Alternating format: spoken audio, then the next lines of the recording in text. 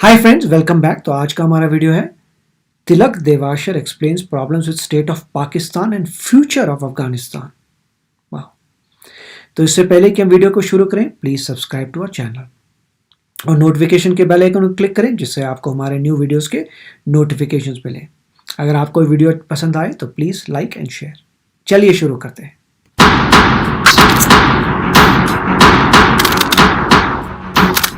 पर किस बेसिस पर पाकिस्तान बना? टू नेशन हुई between Hindus and Muslim, two distinct. तो जो पाकिस्तानी है अगर वो कम्युनल है तो he is going by the idea of Pakistan, है ना। सो ये जो हेट्रेड बहुत ही कूट कूट के भरी हुई है। अब स्कूल में जैसे है, अब स्कूल के जो टेक्स्ट बुक्स हैं बच्चों को जो क्या पढ़ाया जाता है, तो पाकिस्तानी स्टडीज शो करती हैं कि hatred of Hindus, Christians, juice, जिहादी माइंडसेट, शहादत, ये सब गवर्नमेंट स्कूल्स में पढ़ाया जाता है, 4th, 5th, 6th। तो जब बच्चा 11वीं 12वीं करके बाहर आता है वो तो ऑलरेडी जिहादी है। जो नॉन ट्रेडिशनल सिक्योरिटी है, जैसे वाटर है, एजुकेशन है, हेल्थ है, एनवायरमेंट है, इस पे आर्मी ने या पाकिस्तान के रूलर ने कभी तवज्जो नहीं दी। अब पानी का जो मसला है, पाकिस्तान के जो इदारे हैं वो खुद कह रहे हैं कि by 2025 Pakistan will become an absolute water scarce country. 50% of जो स्कूल चिल्ड्रन है, बच्चे हैं पाकिस्तान के, वो स्कूल नहीं जाते, प्राइमरी स्कूल नहीं जाते। ये तो उसका मुस्तकबिल है, द फ्यूचर। और ये आर्मी को पता है, फिर भी कोई डिसीजन नहीं ले रहे। क्यों? बिकॉज वो सिर्फ मिलिट्री सिक्योरिटी पे तवज्जो दे रहे हैं and not a non traditional security. सब लोग कह रहे हैं, चाइना भी कह रहा है उनसे कि आप इंडिया से बना के रखो, अमेरिका तो कह ही रहा था, सब लोग उनसे कह रहे हैं कि बाप बना के रखो।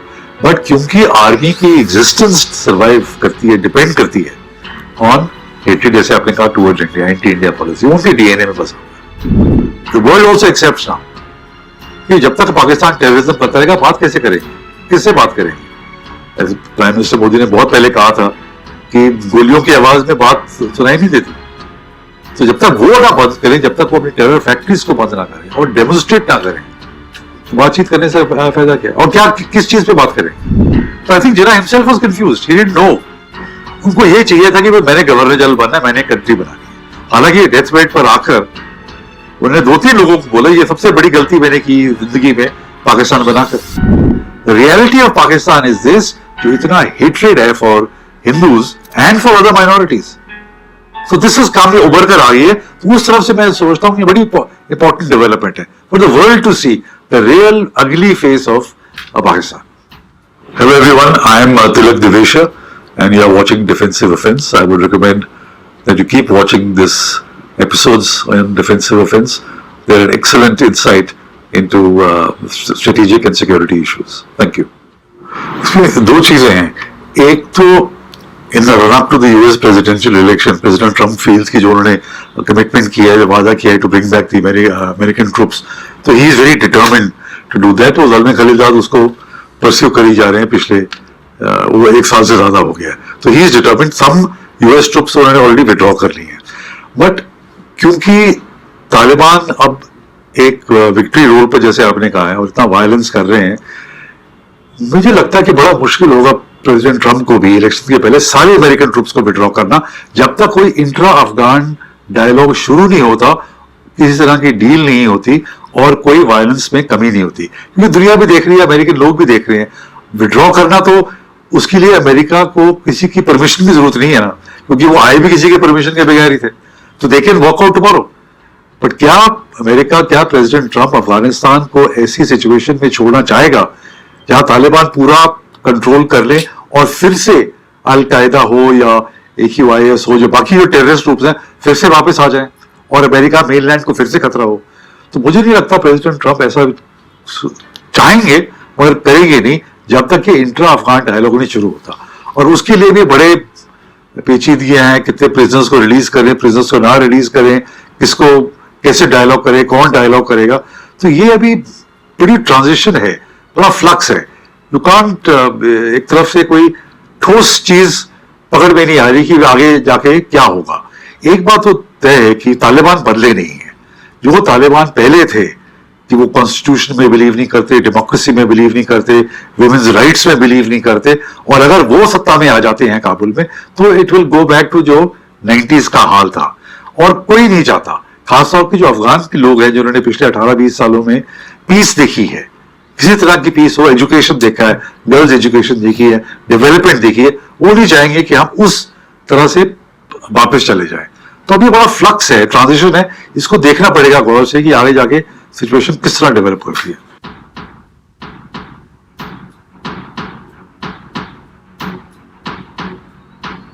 नहीं, अगर तो अमेरिका टोटल विड्रॉ करते हुए तो सिविल वॉर होगी ना, क्योंकि ये जो हजाराज हैं या आपके वो जो दोस्तम उज़्बेक्स हैं, ताजिक्स हैं और पश्तून ही हैं, वो तालिबान को कबूल नहीं करेंगे। तो एक तो सिविल वॉर होगी और ये पार्टीज एकजुट होकर तालिबान को अपोज करेंगे। जैसे आपने कहा कि तालिबान ने डिफीट किया, एक्चुअली तालिबान अलोन नहीं है। तालिबान के पूरा जो RNR सिस्टम है, रिक्रूटमेंट है, जो उनकी फाइनेंसेस हैं, ट्रेनिंग है, वो सब पाकिस्तान सप्लाई कर रहा है। तो एक तरह से अमेरिका जो फाइट कर रहा है अफगानिस्तान में जितने सालों से कर रहा है, एक हाथ तो पीछे बांध के या दोनों हाथ बांध के, जो मेन जब तक हम रूट को नहीं अटैक होंगे जो पाकिस्तान है, तो तालिबान था जस्ट अ फ्रंटल फेस।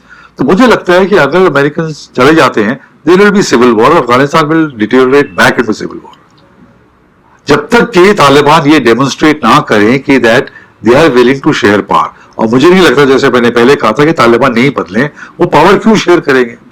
20 साल उन्होंने अमेरिका के साथ लड़ाई की और वो स्ट्रांग है, सो दे विल फील कि why should we share power. और बाकी जो लोग हैं जो उन्होंने देखा कि डेवलपमेंट कैसे हो सकती है, वो तालिबान की उस तरह की डिक्टेटरशिप, इस्लामिक एमिरेट, वो कबूल नहीं करेंगे। तो it will deteriorate into a civil war.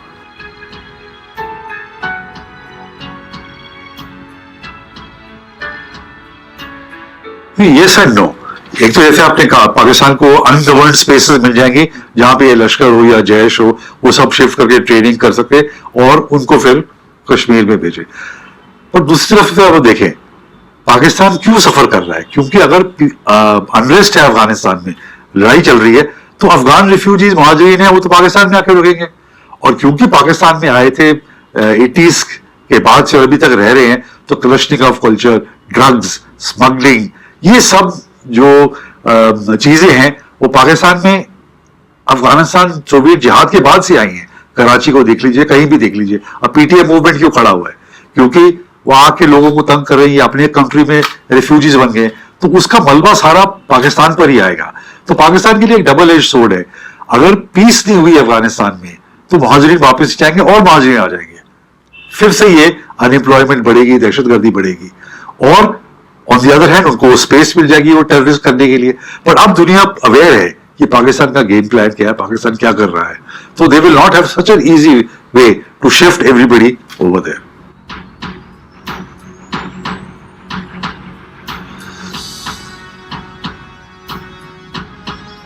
बहुत बड़ी है।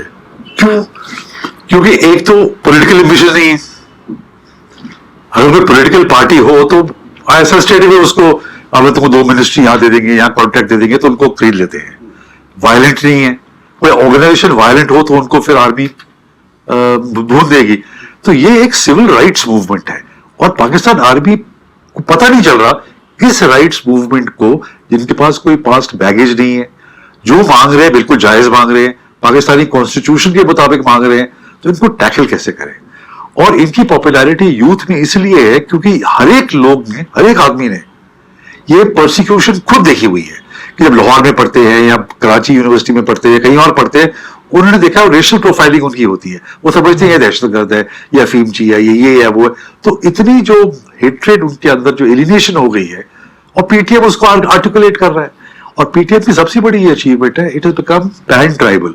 अब ये नहीं है कि ये वजीर है या महसूद है या ये कुछ है, सब लोग मंजूर पश्तीन के पीछे हैं। Among the youth, educated, semi educated and खवातीन जो लेडीज हैं, वो इनके पीछे लार्ज नंबर्स पे आ रही है, बिकॉज हर एक का कोई भाई मिसिंग है, कोई हस्बैंड मिसिंग है, किसी को तालिबान ने मार दिया, किसी को आर्मी ने उठा लिया। तो जितनी भी फ्रस्ट्रेशन है पश्तून सोसाइटी में, वो PTM ने एक तरफ से कैपिटलाइज किया है और उसको आर्टिकुलेट कर रहे हैं। And army doesn't know how to deal with it. Army, क्योंकि ये नाइफे, मैंने कहा ना, वो पॉलिटिकल चाहते हैं, कोई पावर नहीं चाहते। ये जो मोहसिन दावर और वो क्या कहते हैं, दे इंडिपेंडेंट्स, वो किसी पार्टी के बेसिस पर इलेक्शन नहीं जीत कर आए, और वो वायलेंस भी नहीं है। They have not picked up any stone, पत्थर तक नहीं उन्होंने उठाया। हालांकि कहते हैं कि पश्तून से ज्यादा कोई वायलेंट है ही नहीं। दे आर लाइक खुदाई खिदमत गादा एक Badshah Khan, they are following in their footsteps by being absolutely non violent. तो आर्मी इज कंफ्यूज्ड कि कैसे डील करे। सर हमने ये भी देखा है रिसेंट टाइम्स में कि पश्तून तहफ़्फ़ुज़ मूवमेंट को वायलेंटली भी इन्होंने प्रेस करने की कोशिश करी थी, नहीं कर पाए। लीगल एक चक्करों में फंसाने की कोशिश करी, वो भी नहीं कर पाए, जेल में भी भेजा इन्होंने।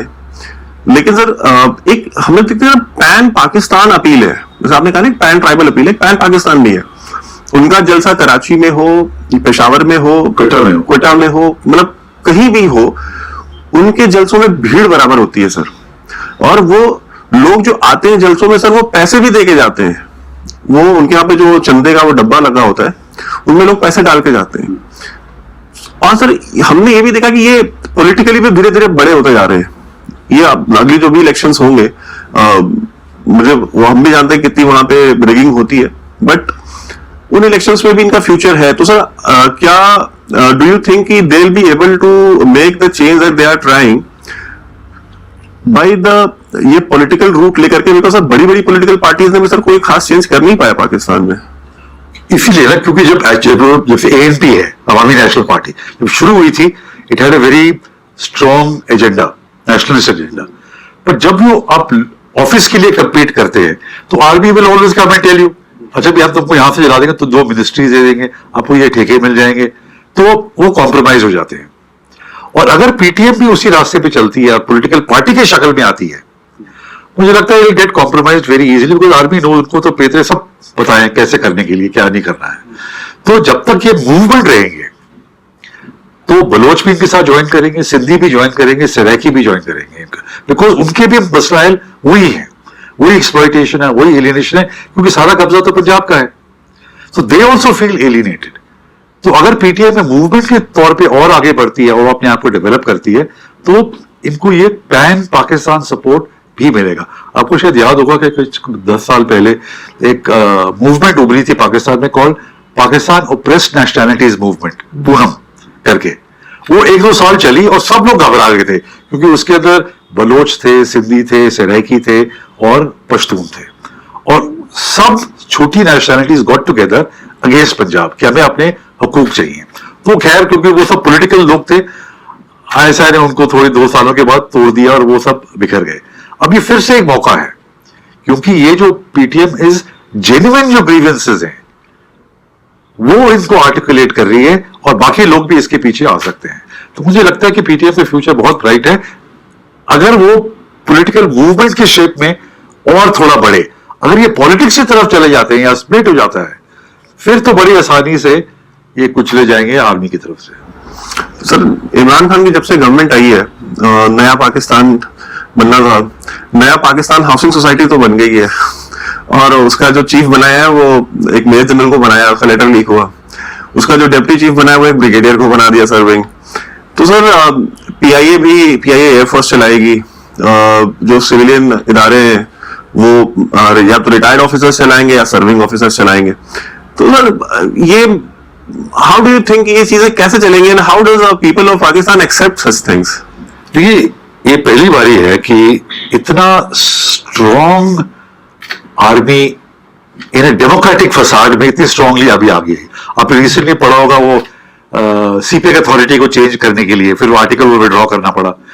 इस तरह के जहां भी देखें, आर्मी ने इतना स्ट्रॉन्ग कंट्रोल स्ट्रेंगल होल्ड कर लिया है।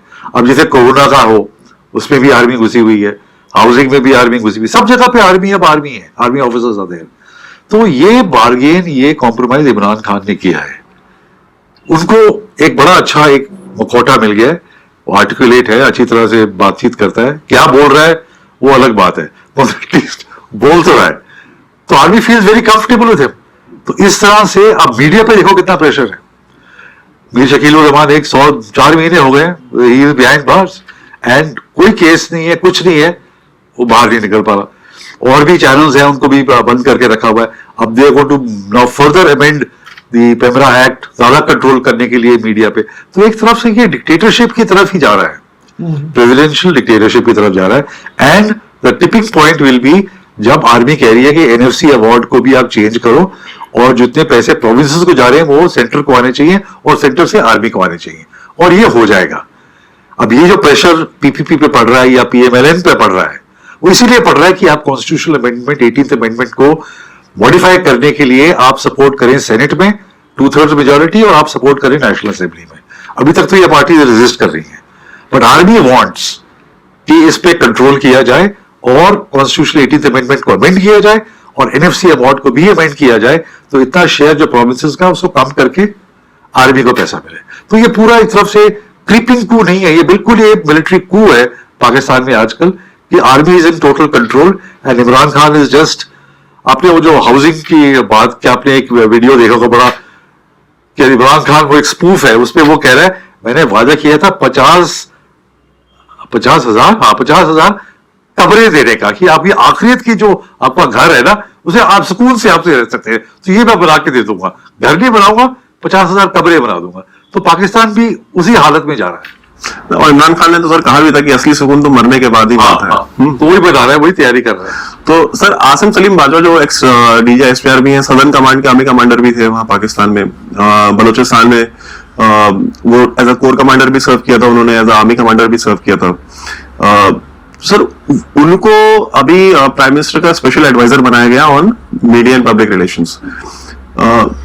उनको अभी हमने रिसेंटली ये देखा है कि ही कुछ लीक्ड डॉक्यूमेंट्स आए हैं जिनमें ये कहा गया था, ये प्रपोज किया गया था कि आसिम सलीम बाजवा को पावर्स दी जाए which is equal to the deputy prime minister of Pakistan on CPEC.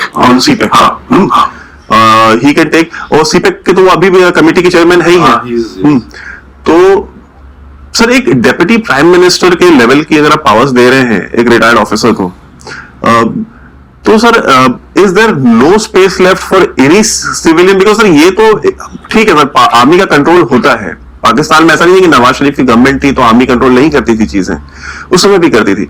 But sir जिस तरीके की चीजें अभी देखने को मिल रही है सर, ये तो मतलब ये टिन पॉट जो डिक्टेटरशिप कहते हैं उस तरफ जा रही है। बिल्कुल, एंड ऑल्सो उसमें आप अल्टीमेटली अब देखें, इमरान खान के पास आज की डेट में 8 सीट की मेजोरिटी है, अख्तर मंगल तो निकल गए, अब एमक्यूएम और पीएमएलक्यू ये दो ऑलरेडी पंख उड़ा रहे हैं। अगर ये इधर उधर हो जाए तो इमरान खान गवर्नमेंट फॉल्स, और ये आर्मी उस पर यूज कर रही है कि हम प्रेशर करके आपकी गवर्नमेंट को तो कभी भी करा सकते हैं। तो सीपेक हो या अदर चीजें हो तो they are going to use and squeeze him जितना स्क्वीज हो सके। तो सीपेक की जो उन्होंने किया कि एक तो जो मिनिस्ट्री ऑफ प्लानिंग है वो पूरी निकल जाएगी। तो बहुत ही अच्छा वीडियो था और बहुत अच्छा लगा देखकर इतनी information about Pakistan and Afghanistan. Of course हमें इतना पता नहीं है, मगर इनके वीडियो से पता चलता है कि क्या चल रहा है। और सबसे पहले टॉपिक जो था वो था अफगानिस्तान का, कि अफगानिस्तान में अगर अमेरिका जो है विड्रॉ करता है तो क्या होगा। तो यही था कि वहाँ सिविल वॉर चालू हो जाएगी, जो वहाँ पे फैक्शंस हैं जिनके पास पावर है वो आपस में लड़ने लग जाएंगे। पता नहीं होगा, तालिबान भी लड़ेगा और उसके अगेंस्ट जो दूसरे फैक्शंस हैं जिनके पास पावर्स हैं, पश्तून मोस्ट लाइकली वो भी लड़ेंगे। क्योंकि कुछ समय से जब तालिबान को हरा दिया था तो ये देखा गया था कि वहाँ पे थोड़ी शांति है, लड़ाई झगड़ा नहीं हो रहा, विमेन की राइट्स को मेंटेन किया जा रहा है, विमेन को, छोटे बच्चों को पढ़ने जाने दिया जा रहा है और सब कुछ अच्छी तरीके से चल रहा है। तो एक बार जब ऐसे पीस नज़र आ गई है तो बात सही है कि जब वो तालिबान को लोग आसानी से आने नहीं देंगे, क्योंकि उनको पता होगा कि तालिबान आ गया तो फिर वही हो जाएगा जो 1990s में होता था, जहाँ पे बिल्कुल ही मिडीवल टाइम्स में चली जाएगी बातें, पुराने ज़माने का लॉ आ जाएगा, किसी की कोई राइट नहीं होगी तो प्रॉब्लम आ जाएगी। तो बिल्कुल ये सही है। मगर पॉइंट ये भी है कि मुझे लगता नहीं है कि अमेरिका ऐसे छोड़ के अफ़गानिस्तान को आ जाएगा, क्योंकि अगर छोड़ के आता है तो ऑब्वियसली अमेरिका को भी पता है कि वहाँ पे वापस तालिबान आ सकता है, तो वहाँ पे और टेररिस्ट कैंप्स बन सकते हैं और फिर वो अटैक करने की कोशिश कर सकते हैं अमेरिका को। तो इसलिए नहीं होगा मोस्ट लाइकली। अभी यूएस गवर्नमेंट क्या कर रही है, वो वहाँ की आर्मी को स्ट्रॉन्ग कर रही है और अल्टीमेटली जब वो आएगी तब आएगी जब कॉन्फिडेंस हो कि अफ़गानिस्तान की आर्मी जो है वो कंट्रोल कर पाएगी अपनी टेरिटरी को और तालिबान को हरा पाएगी, तो तभी जो है यहाँ की यूएस फोर्सेस जो हैं वहाँ जाकर कॉन्टिन्यूअली अफ़गानिस्तान की जो आर्म्ड फोर्सेस हैं उनको ट्रेन करती हैं, उनको आर्म्स एंड एम्यूनेशन सप्लाई करती हैं, उनको ट्रेन करती हैं, जिससे वही अपनी देखभाल कर पाए। अब दूसरी बात थी, उन्होंने बात की थी पाकिस्तान की, और बात सही थी कि पाकिस्तान को जब ब्रेकअप हुआ था वो रिलीजन के बेस पे हुआ था कि जो मुस्लिम्स हैं उनका पाकिस्तान है और जो नॉन मुस्लिम्स हैं वो इंडिया है, और इंडिया सेक्युलर थी कि आप चाहें तो कोई भी रिलीजन कर सकते हैं, मगर पाकिस्तान ने चूज़ किया था they will only be Islamic country. तो अगर इस बेस पे देखें तो ऑब्वियसली कम्युनल तो इश्यूज होंगे, क्योंकि उनकी जो कंट्री है उसी पे बेस थी कि रिलीजन पे। और अभी जो ये डिस्कशंस कर रहे हैं वो एसेंशली ये डिस्कशन हो रही है कि वहाँ पे आर्मी का बहुत ज़बरदस्त कंट्रोल है गवर्नमेंट के ऊपर, और जो है दूसरी बात ये थी कि जो सिवाय जो पंजाब एरिया हैं और पंजाबीज़ हैं उसके अलावा जो माइनॉरिटीज़ हैं उनको थोड़ा फील हो रहा है रेसिज्म का, जो पश्तून है, सिंधी हैं, और इन्होंने मेरे ख्याल से बलोच कहे थे, तो डिफरेंट जो लोग हैं जो पंजाबी नहीं हैं उनको जो है थोड़ा फील हो रहा है कि उनके अगेंस्ट चीज़ें जा रही हैं, रेसिज्म हो रहा है, उनको जो है दबाया जा रहा है, उनको ऊपर उठने नहीं दे रहे। तो इसलिए जो है वहाँ की जो है पीटीआई बोल रहे थे शायद, वो जो पार्टी है वो कोशिश कर रही है चेंज लाने के लिए, मगर इन्होंने फिर वो क्लैरिफाई किया है कि ऑफ कोर्स आर्मी में इतनी पावर है कि वो इमरान खान की गवर्नमेंट को कभी भी गिरा सकती है, और वो भी कोशिश कर रही है कि जितना पैसा जो डिफरेंट प्रोविंसेस को जाता है ना जाए, कम जाए, और ज़्यादा पैसा आर्मी के पास आए, ज़्यादा पैसा आर्म्ड फोर्सेस के पास आए, जिससे वो और जो है आगे बढ़ सके और कब्जा कर सकें। और ये भी था कि उन्होंने कहा है कि ये मिलिट्री कू डायरेक्टली नहीं हो रहा, मगर इनडायरेक्टली मिलिट्री कू ही हो रहा है, क्योंकि अगर मिलिट्री कंट्रोल करती है पॉलिटिकल एस्टैब्लिशमेंट को तो उन्हीं का राज चल रहा है। तो ये काफ़ी अच्छे पॉइंट्स थे, और अभी हम इस वीडियो का दूसरा पार्ट देखेंगे, मगर डेफिनेटली काफ़ी एनलाइटिंग है ये सब, एनलाइटनिंग है ये सब वीडियोस, कि इनसे पता लगता है कि पाकिस्तान और अफ़गानिस्तान में क्या चल रहा है। तो चलिए फ्रेंड्स, मिलते हैं नेक्स्ट पार्ट में।